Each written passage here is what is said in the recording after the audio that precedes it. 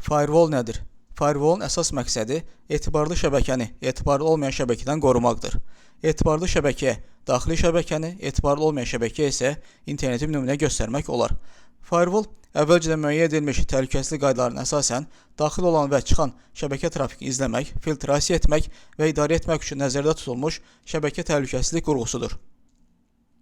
Firewalllar həm avadanlıq, həm də ki proqram təminatı formasında olur. Onlar məlumat paketlərini yoxlayaraq müəyyən qaydalara əsasən bu paketlərə icazə verir və ya bloklayır.